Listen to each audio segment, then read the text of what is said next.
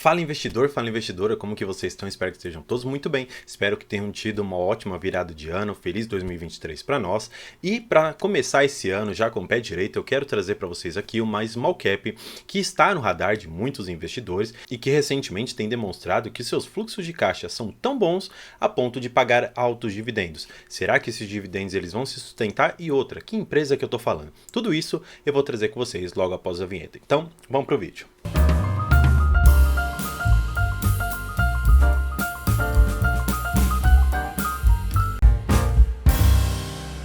Então, para a gente começar, eu vou trazer vocês direto aqui para a tela para que a gente descubra finalmente que empresa que eu estou falando.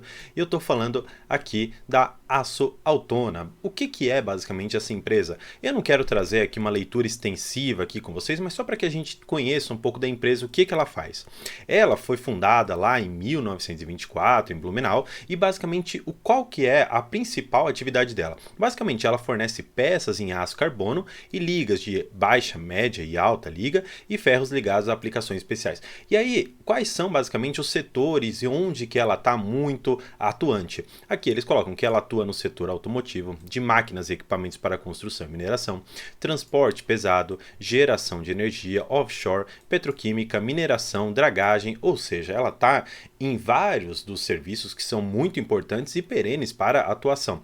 Claro, a gente deve considerar que, por exemplo, quando você faz uma peça, quando você faz talvez até uma chapa específica para algum setor ali, talvez de automotivos ou talvez de mineração, você usa isso talvez de uma forma muito pontual. Então, por exemplo, você pede ali uma chapa especial para que você coloque dentro de uma empresa que faz a extração de minério e ela precisa de uma peça específica que quebrou na máquina. Então, nós sabemos que é um ciclo de atuação, um ciclo de mercado que é bastante volátil, porque depende muito daquele consumo que é recorrente, depende também do consumo cíclico. Então, imagina, a sua empresa está sempre ali fazendo chapas que ela vende para uma determinada empresa que produz automóveis ou produz geladeira, quem sabe, e aí sempre vem essa encomenda. Só que aí chega, por exemplo, uma Vale da vida e fala, olha, eu preciso aqui de 14 peças que quebraram em diversos locais do mundo onde eu atuo e eu preciso que essas chapas venham de tal e qual maneira e que elas sejam produzidas com determinada fortificação para que não venham a quebrar novamente, enfim. Essa empresa ela está dentro de um consumo bastante problemático se você olhar em questão cíclica e mais problemática ainda porque ela está com o minério de ferro num dos patamares mais altos que nós já atingimos nos últimos tempos. Então, se nós entendermos que a commodity, a partir da qual ela extrai toda a sua matéria-prima para poder efetivamente operar e ela está em alta, nós temos uma compressão de lucros, ou seja, a nossa margem ela acaba sendo bastante menor, ela fica reduzida. Só que isso nós vamos ver ainda nos balanços e ainda aqui nos indicadores fundamentalistas que eu trouxe para vocês. O que eu quero passar para que a gente comece a olhar aqui, especialmente o seu lucro líquido. Eu acho isso aqui bastante importante, aí se pegarmos anualizado, nós temos alguma coisa aqui na casa dos seus 45 e vamos ver aqui que ainda o balanço do terceiro tri do ano passado ele ainda não foi contabilizado, então já adiantando, nós estamos aqui num lucro líquido na casa dos seus 60 milhões de reais. Se pegarmos que é uma empresa aqui que os seus ativos, tudo que tem ali dentro está mais ou menos na casa dos seus 530 milhões de reais, nós temos sim um lucro bastante interessante, nós temos aqui uma small cap na nossa bolsa de valores, especialmente pelo valor que ela tem de mercado. Então, o que nós temos que enxergar nessas empresas, nessas small caps? Algo que é bastante difícil para investidores institucionais, mas é muito fácil para investidores, pessoas físicas, pessoas menores no final das contas, que é basicamente a sua liquidez diária. Nós olhamos aqui, nós temos alguma coisa em torno de 120 mil reais negociados por dia. Isso aqui é uma média, tem dias que é negociado mais, tem dias que é negociado menos, mas ainda assim é um valor muito pequeno.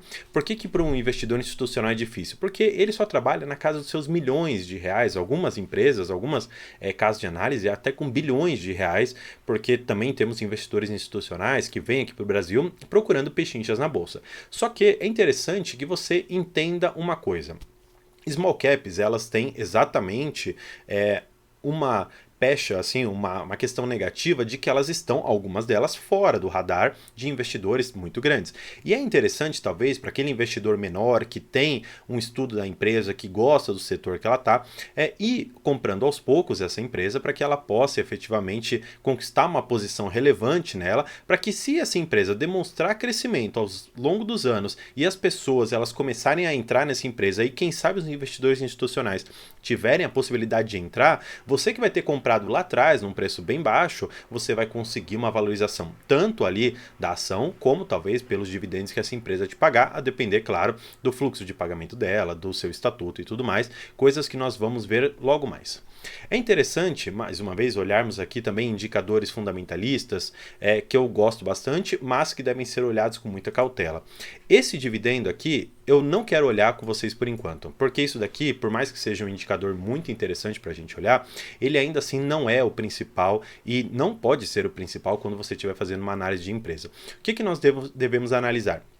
Qual o indicador que eu mais gosto e que inclusive ele está com base naquele livro que está ali atrás, que eu sempre deixo aqui ao fundo, que é basicamente como que o Warren Buffett ele analisa as empresas e quais os indicadores mais importantes para ele. Um dos indicadores que eu mais gosto é a margem líquida. E nós estamos falando aqui de uma margem líquida abaixo de 10%. É um valor relativamente bom, aqui na casa dos seus 9%? Mais ou menos. Não é uma empresa tão assim comprimida em relação à margem, mas também não é uma empresa tão boa em relação à sua margem. Se pegarmos efetivamente aqui qual que era a sua margem líquida ao longo dos anos aqui, nós podemos perceber que ela sempre ficou nessa casa dos 10 a 8,8%. Já houve, claro, num período anterior, um valor bem menor de margem. No entanto, também já tivemos uma margem muito fora aqui do normal. Mas nós devemos normalmente nos basear aqui numa média do que a empresa traz. Se considerarmos que a empresa aqui no ano de 2020 ela passou por uma reestruturação bastante importante, é interessante nós notarmos que houve sim essa mudança. E se você ainda considerar que toda essa reestruturação ela foi feita, que investimentos estão sendo feitos e a margem está sendo comprimida pelo alto preço do minério de ferro, nós devemos considerar, claro, que essa margem aqui ela vai continuar baixa por um tempo, enquanto o minério de ferro estiver subindo. Só que outro ponto que a gente deve analisar dentro de tudo isso aqui é o preço sobre valor patrimonial, que é um indicador bastante interessante também, só que você deve analisá-lo de forma comedida também a depender da empresa. Por exemplo, se você pegar Banco do Brasil, se você pegar Petrobras, são empresas que são negociadas abaixo do seu PVP, mas porque elas têm o risco estatal ali dentro. E essa empresa, ela não tem isso, por um lado. Agora, por que ela está abaixo? Primeiro, porque ela é mais small cap. Segundo, porque ela é uma empresa que ela trouxe assim resultados positivos, no entanto oscilantes no pouco tempo que ela tem de bolsa de valores. Então eu consideraria a princípio que você analisasse esse indicador de uma forma basicamente assim: eu estou comprando essa empresa com 23% de desconto. Então, se você está oferecendo por uma nota de 100 apenas R$ 77, claro que eu vou querer ficar com essa nota porque eu estou comprando por um valor muito menor. Se analisarmos outros indicadores, e um que eu gosto bastante também, que é o lucro por ação, que é o LPA, nós temos um lucro por ação de R$ 1,92. Então, se nós fizermos uma conta bastante simples, pegarmos esse valor de R$ 1,92 e dividirmos pela cotação hoje, que está na casa dos seus R$ 7,10, nós temos aqui alguma coisa que essa empresa ela entrega do valor da ação, ela entrega 27% ao ano de lucro só por ação.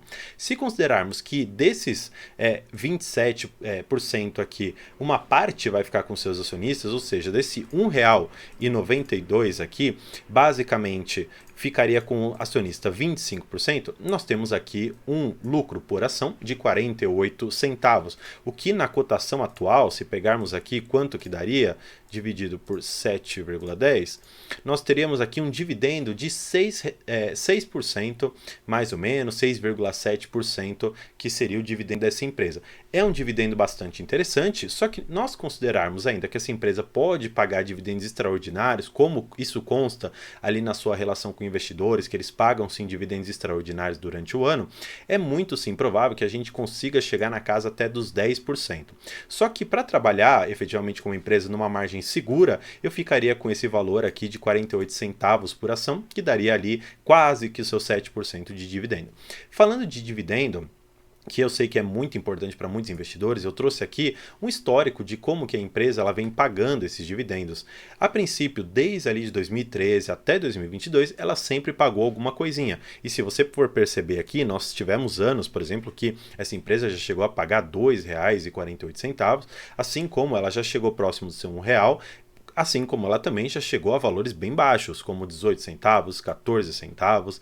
Então não é um valor efetivamente tão linear como outras empresas de setores que não são cíclicos. Se nós pegarmos, por exemplo, empresas de transmissão de energia, saneamento, algumas até de bancos, o crescimento de dividendos ele é bastante contínuo. E empresas cíclicas como essa que nós estamos tratando, especialmente por ser uma small cap, ela não tem uma recorrência tão clara de valor de dividendos. Só que, se nós considerarmos que é uma empresa que pode sim dar algumas porradas, e se nós entendermos que é um setor cíclico e que isso faz parte desse setor, é uma empresa bastante interessante para você ficar de olho.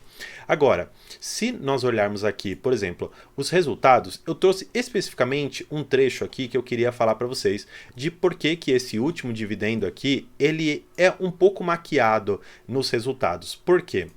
Se nós pegarmos aqui, eles colocam que na rúbrica de outras receitas para o período de 2022, eles receberam um valor de R$ 1 bilhão referente a reconhecimento de ganhos com investimentos em ações da Eletrobras e adicionalmente receberam ainda algum valor aqui relativo ao ICMS, a incentivos fiscais de ICMS pelo pró-emprego. Ou seja, os resultados financeiros, por mais que eles tenham sido muito bons durante os anos e tudo mais, eles não são efetivamente valores que vão novamente entrar no balanço de forma positiva para você investidor, para você investidora. Ou seja, os dividendos que foram pagos e o resultado que adveio, portanto, ele não é um resultado recorrente. Ou seja, não sendo um resultado recorrente, você não pode esperar isso para os próximos anos, para os próximos trimestres, um resultado parecido. Só que existem aqui coisas que são muito importantes para a gente analisar, que eu coloquei aqui como destaques para a gente. Primeira delas, EBITDA. EBITDA, por mais que não seja um indicador que eu goste tanto, eu já tenho alguns vídeos aqui que eu falo sobre esse indicador, mas é um indicador importante para algumas pessoas. É interessante a gente notar que apenas no terceiro trimestre de 2022, eles tiveram aqui um EBITDA de 17 milhões de reais, ou seja, eles tiveram basicamente um lucro aqui na casa dos seus 17 milhões. Se pegarmos aqui, o lucro efetivamente da empresa foi de apenas, aqui, arredondando já 7 milhões de reais. Não é um valor ruim, longe disso, é um valor muito bom, a empresa continua dando lucro, só que nós devemos analisar que uma empresa de um setor cíclico que tem apenas 7 milhões de reais, devemos analisar o porquê que essa empresa está tão comprimida. E toda a resposta por detrás disso está, primeiro, numa taxa de juros bastante alta, porque isso eleva os gastos das pessoas e, claro, eleva também o das empresas. Então, imagina, você tem empregados ali que, a depender ali da sua convenção coletiva de trabalho ou a depender, enfim, de algum ajuste com o seu empregador, você tem um reajuste do seu valor de salário. E aquele salário talvez é reajustado com base no IPCA, talvez com base na Selic ou algum outro indicador parecido. Imagina você ter que aumentar o salário de toda a sua empresa em 10%. É muito difícil. Então, se considerarmos que a Selic, ela impacta muito nisso e, além disso, no caso específico dessa empresa, tem o minério de ferro, tem a commodity por detrás, que é bastante importante para pressionar ou não os preços, nós devemos considerar que esse lucro líquido, considerando esses aumentos que nós sabemos que houve durante todo o ano de 2022 e provavelmente vai continuar no ano de 2023, são fatores para você levar em consideração para saber que o lucro dessa empresa vai ser muito reduzido. Agora, o que eu achei interessante é que eles colocam aqui que a companhia apresenta um plano estratégico, e nesse plano estratégico ela diz o quê? Que ela pretende fazer investimentos em ativos imobilizados para o quê? Para modernização e expansão do Parque Fabril. Isto daqui é de extrema importância para você ter dois guias aqui. Primeiro, você com essa informação você já extrai que a empresa ela não está falindo, que ela está sim considerando que suas atividades vão aumentar. E, melhor do que isso, sabendo que a sua empresa que você está investindo, ela está querendo aumentar a sua produção, isso significa que, de alguma maneira, ela está prevendo que o futuro vá, sim, exigir dela uma produção maior, que outras empresas ali já fizeram, talvez, alguns contratos ou já sinalizaram que elas pretendem aumentar o consumo do produto dessa empresa, e isso é muito interessante para que você, como investidor, também tenha como base que os investimentos eles são um dinheiro que vai sair do caixa da empresa e, consequentemente, eles vão apenas retornar para você no futuro muito distante. Então, se você estiver, por exemplo, analisando hoje que essa empresa está pagando muito dividendo, mas que ela vai fazer investimento, pode ser que pelos próximos 3, 4, 5 anos, enquanto essa modernização, enquanto essa expansão ela não sai, porque aumentar um parque fabril, aumentar a área de produção de uma determinada empresa, exige sim um planejamento e uma engenharia muito complexas. Então, para que você tenha exatamente a noção e a perspectiva do que você espera dessa empresa, é interessante você analisar investimentos como menores dividendos ou como dividendos maiores no futuro. Depende do momento que você está de investimento. Se você está construindo uma carteira agora, talvez seja interessante você ir comprando essa empresa que está um pouco fora do radar e está prometendo aqui uma modernização e expansão do seu parque fabril e lá na frente colher resultados positivos. Só que, claro, lembre-se sempre da diversificação, porque esse é um ponto extremamente importante, porque se você colocar todos os seus ovos nessa única cesta aqui, e se ela não der certo, você vai sair do jogo e isso não é interessante. Agora, outra coisa que nós devemos analisar aqui, e aí deixa eu apagar para que a gente consiga ter acesso, eles estão falando aqui que os investimentos aqui visam a manutenção, melhoria de performance e aumento de capacidade produtiva da companhia. E aí eles colocam aqui que os investimentos apenas para esse terceiro trimestre de 2022 foram de 14 milhões de reais, o que no ano já representa alguma coisa na casa aqui dos seus 56 milhões de reais de investimento. Se olharmos para 2021, eles colocam aqui, enfim, de forma comparada, que desses 56 milhões apenas foram investidos no ano passado 23, ou seja, nós tivemos menos do que a metade de investimentos do ano passado e tivemos muito nesse. Outro ponto que eu queria trazer também para vocês aqui é a questão do endividamento da empresa, dos empréstimos e tudo mais.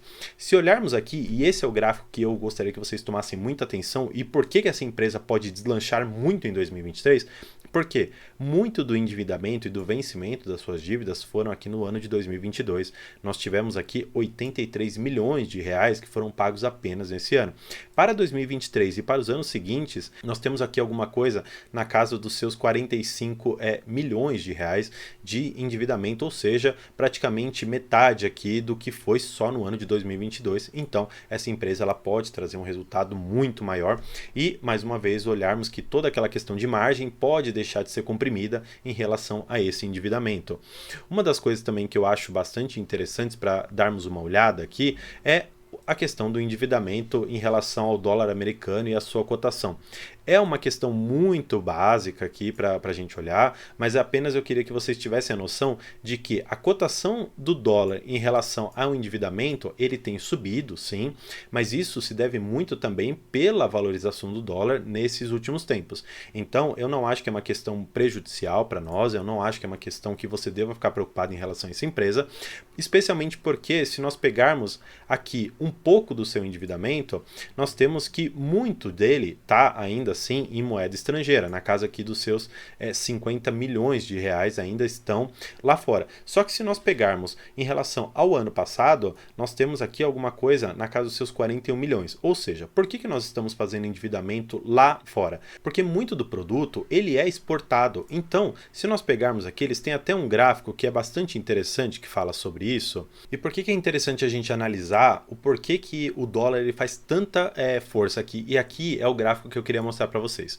Eles colocam aqui que o nacional, que é esse azulzinho mais escuro, ele em relação ao terceiro trimestre de 2022, ele estava aqui na casa dos seus 62 milhões de reais, basicamente aqui. Só que aí nós temos, por exemplo, Europa, Ásia, África, América do Norte, América Latina. América Latina é praticamente nada. Agora, se nós pegarmos aqui a América do Norte, olha só o tanto que nós temos em relação à distribuição geográfica, em relação à receita operacional, para onde esse dinheiro tá indo, ou melhor, da onde esse dinheiro ele está vindo especificamente. Então, se nós temos um valor bastante expressivo da nossa receita lá fora, é interessante também que façamos endividamento com essa moeda, porque a gente consegue basicamente parear uma coisa com a outra e fazer quase que um hedge ali de flutuação cambial, vamos dizer assim. Então, se olharmos em relação ao ano passado, nós temos primeiro um aumento no nacional e nós tivemos um aumento bastante expressivo também na América do Norte. Isso é muito bom